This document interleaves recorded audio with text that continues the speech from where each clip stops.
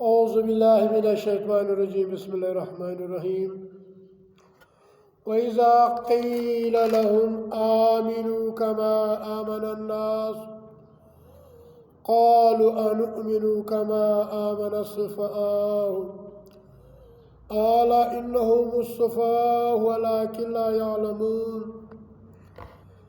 دا سورة بقرة دا آیات اجرلسم دی. نو په دې کې د الله له طرفه وخپلو بندګانو ته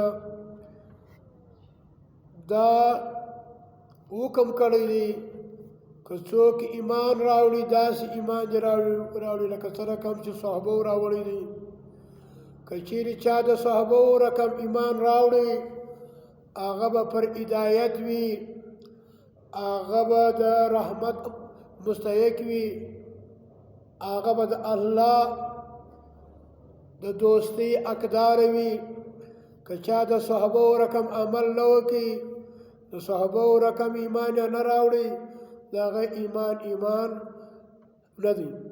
زما ورونو نن دا بیان درته کوم چې شیعیګان په اصول کافي کې لیکلي دي چې عمر رضی الله تعالی عنه چې هغه منکر حدیثونو.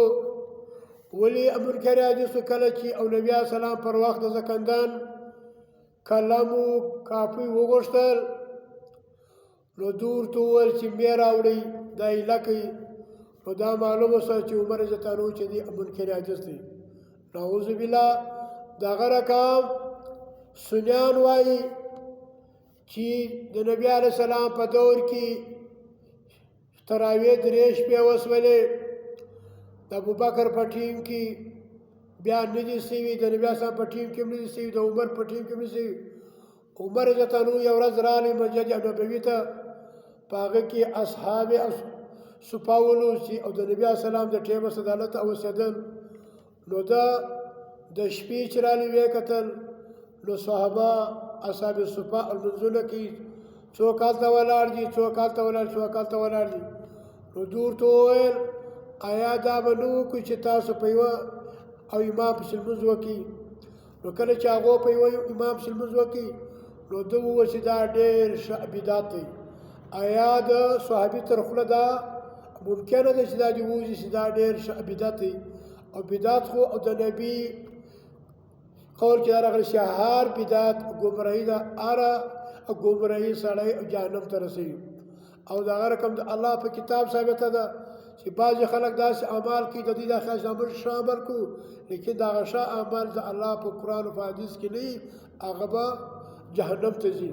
نو زما ورونو دا د شیعیګانو خبره چې عمر رضی منکر حدیثو، هغه منکر حدیث هېڅ وخت نشي کېدلی او نه جوړېدلی.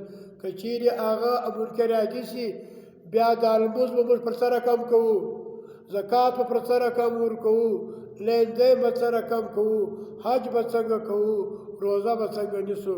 نو دا ناممکنه ده. او د هغه رقم د عمر رضی الله عنه تر خوله دا نشي وتلی چې دا بدعت دی.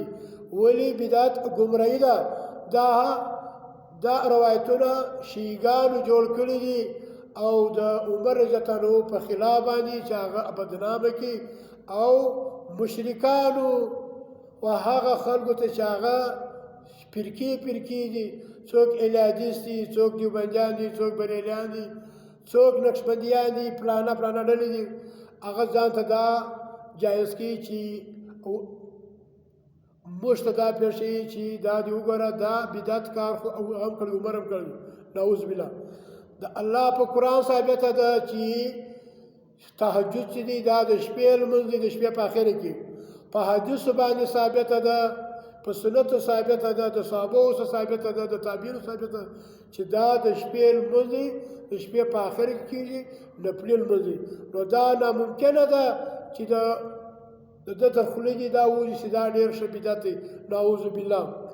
رب کائنات دا حکم کړی دی وإذا قیل لهم آمنوا کما آمن الناس. کله چې دوی ته وویل شي چې ایمان راوړئ داسې ایمان لکه ایمان راوړي دا خلکو. خلک څوک دي؟ صحابه دي. خلق څوک دي؟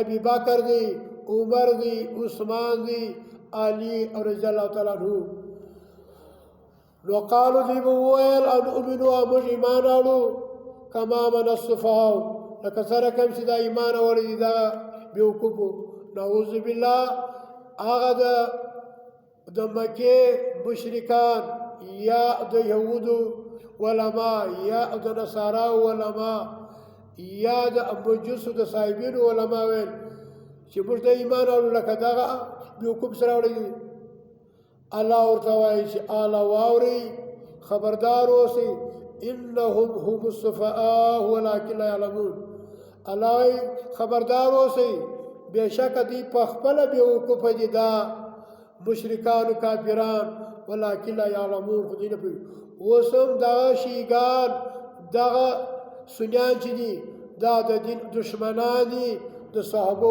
دشمنان دي صحابه هم بدناموي او انبیا هم بدناموي الله دې موږ ته وس توفیق راکړي چې د الله قرآن زده کړو د صحابو څخه الله راضي سوی دي نو چې الله راضي سوی دي د هغو تر خوله انکار عاجز نشي کېدلی د هغو تر خوله ووځي چې موږ عاجز نه منو د هغو تر خوله نشي وتلی چې دا بدعت دی بلکې د هغو تر خوله به دا وایي چې دا د الله حکم دی دا د نبي حکم دی سنت دی واطيعوا الله واطيعوا الرسول فإن تولوا فإن الله لا يحب الكافرين الله حکم کړی دی چې اے خلکو کتی او د نبی سره مینه کوئ نو زما خبره ومنئ زما کتاب او د نبی سنت ومنئ که د دې دوو سطحې مخ واړوئ الله عزت دا رقم خلکو سره مینه نه کوم دا کافران دي چې د صحابو او دشمنان دي او د نبی